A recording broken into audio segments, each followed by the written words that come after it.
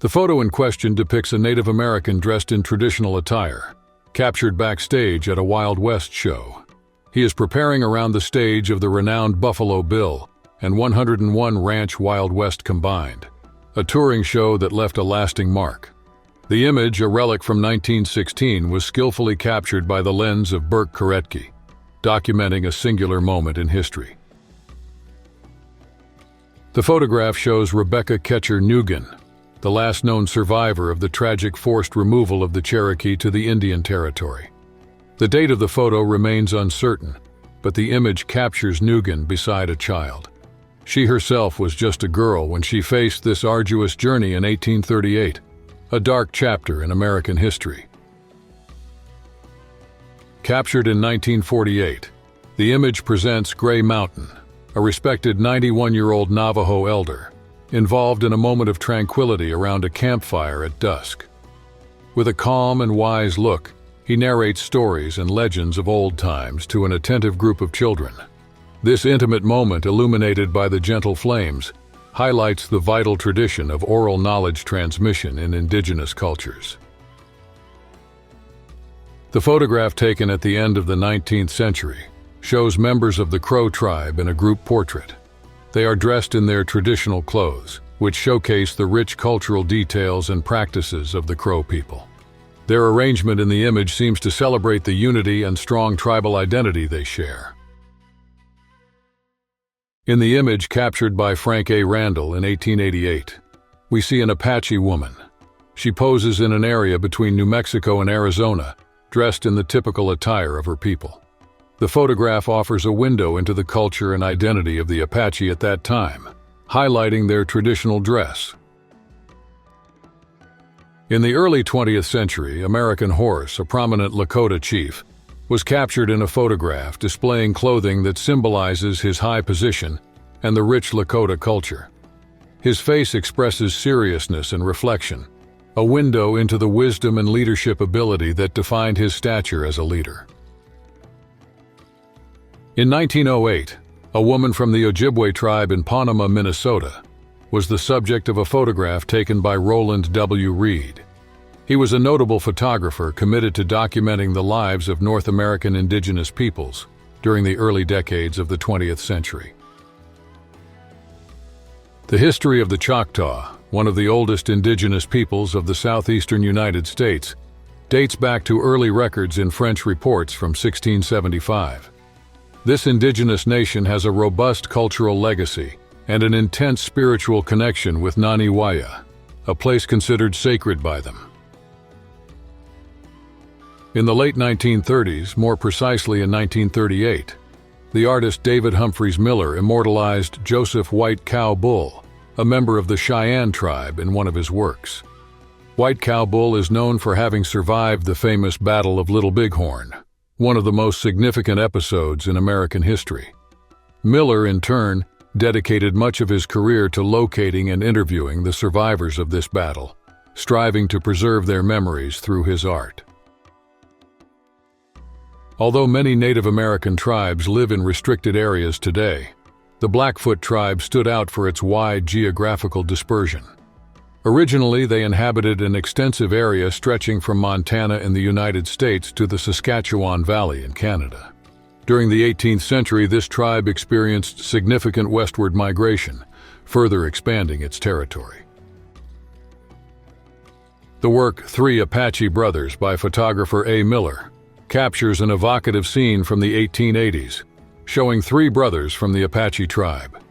This indigenous group, recognized for its profound cultural history, was then facing a period of intense transformations and adversities in their territory in North America. The image is a powerful portrait of this critical moment. During the late 19th century, the Apache tribe, once considered one of the most formidable in North America due to their bravery and prowess in battles, found themselves in a vulnerable position. They were forced to seek refuge while facing continuous persecutions from the armies of the United States and Mexico. In 1938, a distinguished group of 12 men, all members of the Blackfeet tribe from Montana, embarked on an exceptional adventure. They were taken in a specially adapted train car by the Great Northern Railway straight to Hollywood. The reason for this trip was special. They would participate in a film starring Shirley Temple, the famous child prodigy, who would be the central focus of the plot. 147 years ago, on a significant date like today, a formidable group of fighters from the Lakota, Dakota, Nakota, Northern Cheyenne, and Arapaho nations united in a memorable feat. They confronted and overcame General George Armstrong Custer and his forces of the 7th U.S. Cavalry. This historic clash occurred on June 25, 1876, during what is known as the Battle of Greasy Grass, more popularly called the Battle of Little Bighorn. In 1886, members of the Pawnee tribe took part in one of the most emblematic performances of the era, Buffalo Bill's Wild West. Founded by William Frederick Buffalo Bill Cody, this traveling show sought to recreate the adventures and typical scenes of the American Wild West, playing a crucial role in shaping the image of the West in popular culture. At the end of the 19th century, specifically around 1890, a notable photograph was taken by G.A. Addison, a photographer with a studio in Fort Sill in the Oklahoma Territory, then part of the American frontier. The image captures Amy, a person from the Kiowa tribe. This period was marked by intense transformations and adversities for indigenous peoples in the United States, a context that Amy's photograph helps to illustrate. In a photograph from the 1920s, a Navajo, Dine mother is seen carefully braiding her daughter's hair using a brush. This act, captured in the image, goes beyond mere personal care. It represents a deep bond and a transmission of cultural traditions, connecting generations through a simple yet significant daily gesture. Cynthia Ann Parker, or Nadua as she was known among the Comanches, has a fascinating life story. Captured by Comanche warriors at the age of 9 during a raid, this woman of Caucasian descent was not treated as a captive. Instead, she was adopted and integrated into the tribe, where she lived a life entirely distinct from what her birth might have predicted. This historical image from the late 19th to early 20th century shows a Native American woman. In the culture of various tribes, women not only owned the homes they lived in, but also all the objects contained within. Additionally, they played important political roles. While the leaders were generally men, it was often up to the women to elect these chiefs. The Inuit, ancestral inhabitants of the extreme Arctic regions, are known for their unique parkas. These garments are essential for surviving the brutal cold of the Arctic and are meticulously made from local animal skins. This material is not only abundant in the region, but also provides the necessary thermal insulation to protect against severe temperatures. In 1884, coinciding with the construction of his Star House, Quanah Parker acquired an old photograph from 1862. The image showed his mother, Cynthia Ann Parker, and his little sister, Prairie Flower, when she was just 2 years old. This photo became a precious reminder of his mother, a white woman who was captured by Texas Rangers in 1858, separating her from him at that time. Born in 1873, Elsie Vance Chestuan, also known by her indigenous name Chestuan, was the daughter of Dilth Clay E. Her mother belonged to the lineage of the renowned Apache chief Biduya, known as Victorio. The identity of Elsie's father remains unknown.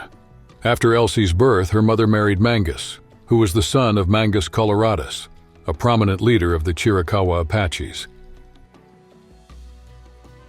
Known as Dogmen, the Dog Soldiers were one of the 6 warrior societies of the Southern Cheyenne. These warriors stood out in the tribe for their exceptional courage, dedicating themselves to both internal and external protection of their people. Their dedication to duty was so deep and integral to their existence that it was comparable to a monk's commitment to his spiritual life.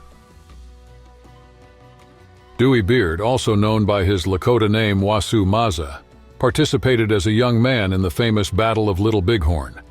After the historic victory over George Armstrong Custer, he accompanied Sitting Bull into exile in Canada. Later, Wasu Maza returned to the United States, settling on the Cheyenne River Indian Reservation in South Dakota, where he spent the rest of his days.